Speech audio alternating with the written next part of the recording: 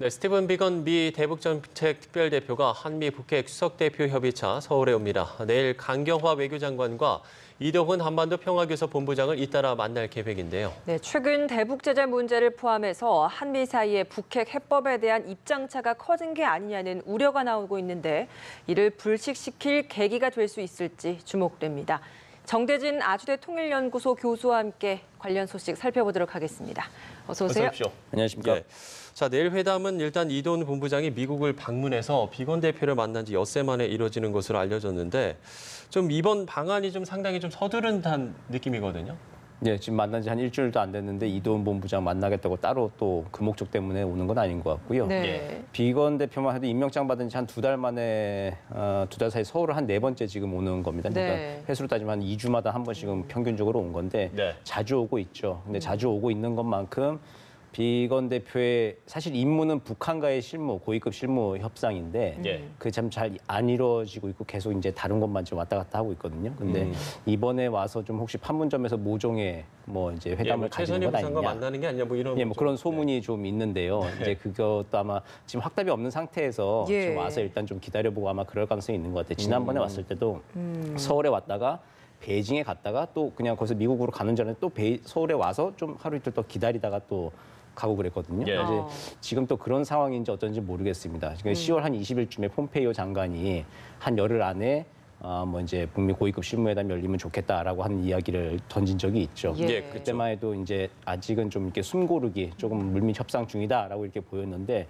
이번에도 만약에 혹시 고위급 실무회담이 모종의 그 실무회담이 열리지 않는다라고 이제 확인이 된다면은 이제 좀 숨고르기 단계에서 이제 좀 난기류로 빠져나가는 좀 그런 약간은 좀 걱정스러운 그런 단계에 좀 접어들고 있는 것 아닌가 싶습니다. 그럼 일단은 보시기에는 뭐 정해진 약속이 아니라 일단은 와서 뭐 통보를 좀 뭐 이야기를 좀 기다려 본다거나 약간 그런 단계라고 좀 예상을 하시는 건가요? 그렇죠. 이제 던져놓고 때좀 뭐 이번 주쯤 만나자, 판문점에서 혹시 만나자, 이제 그런 이제 뭐 물밑 접촉을 좀 해놓고 예. 오는 건 아닐까라고 생각은 해보는 건데. 예. 근데 이거는 참 외교안보 부분은 저희가 참 알 수가 없죠. 일일이 다 하나하나 공개해서 행보를 할 수 있는 것도 아니고요. 그래서 좀 기다려 봐야 되긴 하겠지만 그리고 좀 뭐 큰 뭐 그림을 좀 가지고 긴 호흡을 가지고 기다려 봐야 되긴 하겠지만 예. 그래도 이게 좀 너무 장기화가 되고 표류가 되면은 이제 좀 문제가 또 복잡해지기 그야말로 시작하는 것이죠. 분수령이 될 수가 있겠네요. 이번 그렇죠. 방안. 고위급 실무회담을 통해서 다음 단계로 나아가야 되는데 이제 미국 입장에서 보면 11월 6일 날 중간 선거가 있죠. 예. 그 전에 어쨌든 바로 직후에 모멘텀을 유지하기 위해서는 지금쯤 북미 간의 고위급 실무회담에서 뭔가가 이제 좀 북미 정상회담으로 가는 교두보들 합의 내용들이 조금은 밑그림이 그려져야 합니다. 그걸 좀 그리려고 좀 노력을 하고 있는 것이고 이번 주에 서울 방문해서 며칠을 좀 머무는지 과연 누구를 만나는지 그 동선이 공개가 얼마나 될지 모르겠지만 예. 한번 좀 지켜봐야 될 것 같습니다. 네. 지금 공개적으로 북한의 행보가 좀 나오고 있는 것은 신홍철 외무성 부상이 러시아 이제 모스크바에 가서 외무성 차관과 러시아 외무성 차관과 이제 만남을 갖겠다라고 이야기를 하는 건데 이 만남을 두고 이제 뭐 김정은 위원장의 방로가 추진되는 것이다라는 해석들도 있거든요. 보시기에 좀 어떻습니까? 지금 뭐 북미 고위급 실무회담이 좀 안 되고 있어서 뭐 미국 쪽이 좀 애가 달아 있는 것처럼 좀 보이는 것 같은데 네. 마찬가지로 지금 김정은 위원장도 좀 행보가 좀 막힌 것 같아요.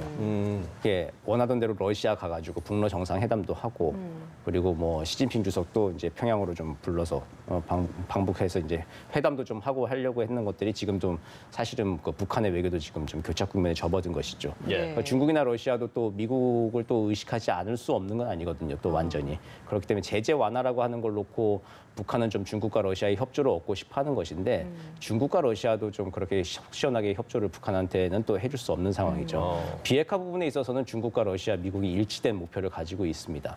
그러니까 북한의 비핵화라고 하는 건 공동의 목표를 가지고 있습니다. 네. 그 점에 있어서 이제 그 로드맵이 그러니까 미국 같은 경우는 제재를 통해서 북한이 지금 협상에 나오고 있다. 제재의 효과를 믿는 쪽이고 중국과 러시아 같은 경우는 그럼 제재 완화를 통해서 또 대화를 促진해 보자라고 하는 그런 입장을 좀 다소 가지고 있는 것이긴 한데 어쨌든 목표는 북한의 비핵화라고 하는 거에 공동의 이익과 목표를 가지고 있죠. 미국과 중국, 러시아가. 예. 그래서 이제 북한은 중국과 러시아를 어쨌든 그 외교적 라인을 좀 뚫어보려고 하는 것인데 북미 간의 협상이 좀 잘 안 되고 있는 와중에 중국과 러시아가 또 괜히 뭐 타로 지금 또 섣불리 북한 때문에 자국이 또 외교적 부담을 또 미국과 좀 척칠 수 있는 예. 그런 일을 좀 하겠는가라고 하는 거를 좀 한번 생각해 봐야 되는 것이죠. 지금 뭐 북한이 북한- 네.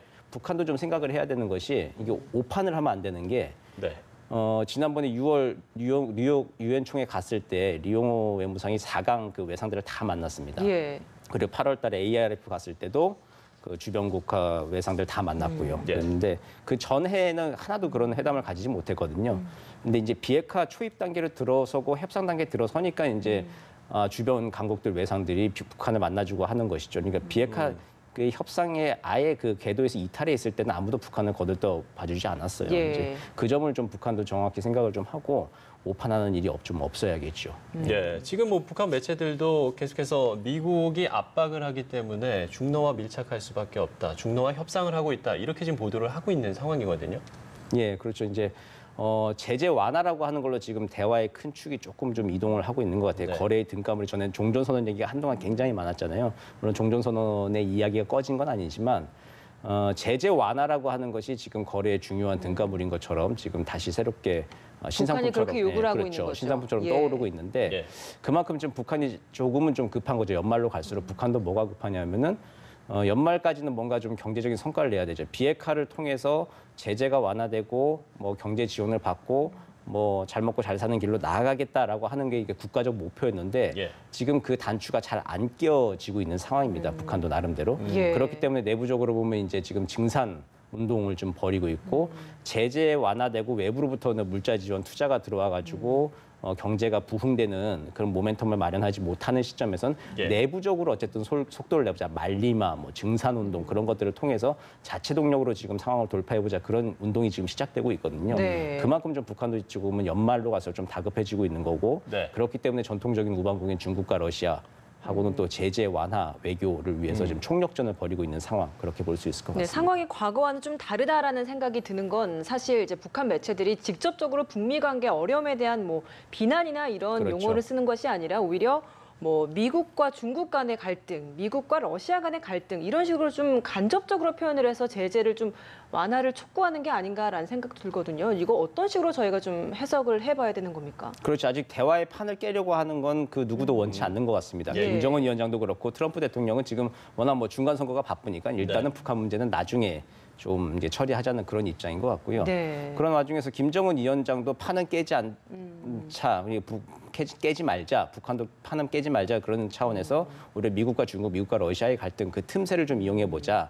이제 그게 북한이 과거에 이제 중소 분쟁 당시에도 이제 중간에 줄타기 외교를 굉장히 잘해서 그렇게 아주 독특한 입지를 가지고 사회주의권에서 이제 살아남았거든요. 네. 이제 그런 식으로 뭔가 이게 줄타기 외교를 하면서 좀 살아남으려고 하는 지금 노력을 많이 벌이고 있는 것인데 예, 예. 이제 이것이 얼마만큼 효과를 거둘 수 있을지 모르겠습니다. 네. 왜냐하면 이제 강대국들 간의 힘의 투사가 그러니까 미중, 미러가 이제 힘의 투사를 하면서 서로 이제 어깨를 겹고 막 싸우는 와중에 북한 때문에 이제 불필요한 외교적 부담을 지려고 하지는 않을 거거든요. 그러니까 지금 국면에서는 좀 다르죠. 예전에 완전히 냉전으로 이념으로 갈려 싸우져 있던데 지금은 경제적으로 굉장히 많은 링크 연결고리가 많고 좀 뭐 이제 싸우게 되면 무역 전쟁으로 비화되는 것이고 당장 예. 이제 국가의 다음에 무역량의 문제가 되고 그리고 또 경제 활동의 문제가 되는 싸움들 비화가 되는 것이기 때문에 이게 북한 문제 때문에 그렇게 우리는 지금 비핵화 문제가 굉장히 크지만 세계 강대국들의 입장에서 봤을 땐 비핵화라고 하는 것이 지금 한 3번째, 4번째, 5번째 그런 순위에 있는 거죠.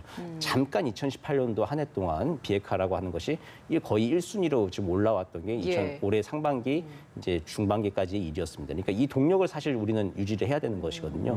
그걸 위해서 이제 북한도 좀 결단을 좀 하고 고위급 실무회담에도 좀 응하고 이 비핵화 프로세스에 좀 진지하게 좀 나올 필요가 있을 것 같습니다. 최근에 그 북한에 억류됐다 풀려난 뒤 사망한 요토 원비어에 대한 언급 이거는 좀 어떻게 분석을 할 수 있을까요? 그게 이제 미국 내에서 아마 소송 과정에서 나온 이야기인 것 같습니다. 원비어의 부모들이 북한의 리용호 외무상을 대상으로 그러니까 미국의 지방법원에 소를 제기했어요. 이제 손해배상 소송을 이제 청구한 거죠. 뭐 네. 당연하죠. 젊은 이제 아들이 죽었으니까 그에 대해서 이제 북한을 상대로 이제 뭐 손해배상 이제 소송을 낸 것인데 그 과정에서 이제 왜 이제 사인이 무엇이냐라고 하는 걸 지금 다투는 과정입니다. 네. 예. 그래서 이제 원고 측인 원비어 부모 측에서는 어쨌든 북한의 고문, 뭐 불법 구금 그러니까 어떤 여러 가지 물리력이 그쵸. 가해졌다라는 거죠. 그런 행위 때문에 사망했다라고 하는 걸 입증을 해야 되는 거예요. 그래야 예. 이제 뭐 이제 손해배상이라도 좀 받을 수 있는 것이죠. 물론 그렇다고 북한이 손해배상하는 게 아니라 미국의 테러리즘 희생자 기금이라고 하는 게 있어요. 그래서 거기서 이제 배상금을 아마 받는 것으로 그렇게 될 것 같은데 네. 어쨌든 그 소송 과정에서는 원비어 부모 측에서는 북한의 이제 그 불법 행위를 입증해야 되는 것이고 그러다 보니까 이제 아들의 이제 치과 의사 2011년도부터 한 15년까지 치과 의사를 했던 2명의 의사가 나와서 증언을 하기를 이제 그 사후 자료 검안서를 좀 보니까 원비어의 그 아랫니가 좀 이렇게 심하게 좀 뭐 물리력이 가해진 흔적이 예. 있다라고 하는 거 지금 법정에서 지금 다투는 와중인 것 같습니다. 지금 뭔가 팩트가 지금 확인이 아직 되지는 않은 상태죠. 판결이 안 끝났으니까 우리가 뭐 가타부타 얘기하기는 아직은 좀 이른 단계인 것 같은데 지금 이제 새롭게 지금 떠오른 이야기인 것이죠. 법원에서 공식적으로 이제 서류를 가지고 다투는 와중에 있는 것이고 이게 만약 나중에 사실로 확인된다고 하면은 이제 북한의 국가 이미지가 다시 한번 크게 손상이 되는 것이죠. 네, 그러면 그리고, 이게 어떤 그 공식적으로 미 정부에서 북한의 인권 문제를 뭐 꺼내 들었다 이렇게 좀 보기는 좀 아닙니다. 원비어의 그냥 부모가 지금 소송을 하고 그 소송 과정에서 지금 다투고 있는 문제인 것이고요. 오히려 좀 북한이 굉장히 민감하게 발빠르게 대응하고 있는 게 더 흥미로운 것 같습니다. 그렇죠. 북한의 병원장이 바로 그렇죠. 병원장이 예. 바로 또 이제 뭐 이제 대응을 하고 사실이 나서서 아니다라고 사실이 이야기를 아니라 하고 있죠. 북한으로서도 이게 좀 자기들 입장에서는 좀 억울하다 이제 그렇게 지금 나오고 있는 것이죠. 그때 이제 후송될 때 당시에 와서는 멀쩡하다 괜찮다라고 해놓고 가서는 지금 또 딴소리 하고 있다. 북한에서도 지금 굉장히 좀 뭐 아주 발빠르게 적극적으로 지금 대응을 하고 있는 걸 보면은 북한도 지금 이것이 앞으로의 뭐 오히려 어떤 북미가 북미 관계에 개선, 영향을 그렇죠. 미치는 게 오히려 분명히 영향을 미치는 한 가지 사안이기 때문에 북미 관계 개선, 북미 수교 얘기할 때 나중에 북한 인권 문제, 뭐 WMD 대량 살상 무기 얘기 안 나올 수가 없거든요. 거기에 자신들한테 불리한 한 가지 사례 남기지 않으려고 지금 최선의 노력을 하고 있는 것 같습니다. 예, 이번에는 좀 남북 관계 이야기를 좀 넘어가 보도록 하겠습니다. 문재인 대통령이 이제 23일 날 뭐 군사 분야 합의서 그리고 평양 공동선언문을 좀 비준을 시켰는데 네. 이게 사실상 26일부터 효력에 발생한 것이다라는 사실이 지금 확인이 됐습니다. 때문에 좀 너무 이른 게 아니냐라는 시각도 있더라고요. 보시기에 좀 어떻습니까? 이게 지금 우리가 못 보던 걸 지금 자꾸 보고 있어서 지금 불안한 것이죠, 사실은. 예. 네. 지금 새로운 상상력의 시대인데 예. 원래 이제 군사적 긴장 완화 그리고 군사적 적대관계 종식이라고 하는 것은 경협, 사회문화 협력 그런 거 다 한 다음에 거의 끝자락이죠. 끝에 오는 예. 건데 지금 그거부터 먼저 지금 저희가 하고 있는 거죠. 그거부터 하고 이제 다음 과정들을 추동해 보자. 이게 비핵화라고 하는 특수한 사항 때문에 그리고 제재라고 하는 특수한 국면 때문에 경협을 먼저 적극적으로 못 하니까 남북 관계에서 먼저 풀어볼 수 있는 것부터 해보자라고 한 게 그 중에 가장 임팩트 있는 거, 가장 상징성 있고 효과가 큰 게 바로 군사 분야의 협력인 거죠. 네. 그 운용적 군비 통제를 통해서 우리가 지금 남북 관계를 통해서 개선을 통해서 이제 나머지 과정들을 견인하자 지금 그러고 있는 것인데 못 보던 걸 보니까 굉장히 좀 불안한 건 사실입니다. 근데 못 보던 거를 지금 하려고 하는 거죠. 비핵화, 뭐 평화 체제, 뭐 통일 그런 것들을 사실 못 보던 걸 하려고 지금 저희가 계속 노력을 하고 있는 것이죠. 이런 경험들은 앞으로 계속하게 될 겁니다. 못 보던 거지만 문제될 건 없다라는 입장이신가요? 문제가 그러면? 안 되게 관리를 잘 해야 되는 것이죠. 예. 이제 그게 참 힘든 일이고 저 같은 뭐 전문가들이야 뭐 사후 분석을 하는 거니까 예. 뭐가 안 됐다 다음엔 잘해보자 그런 얘기를 할 수 있겠지만 이제 정책 당국 입장에서는 못 보던 건데 그걸 제대로 된 좋은 현실로 만들기 위해서 200% 1000% 확신을 가지고 달려 나가야 되는 것이고 이제 그런 입장의 간극차에서 우리가 지금 서로 좀 설왕설래를 좀 하고 있는 단계인 것 같습니다. 예. 네, 알겠습니다. 자, 지금까지 정대진 아주대 통일연구소 교수와 이야기 나눠봤습니다. 오늘 말씀 고맙습니다. 고맙습니다.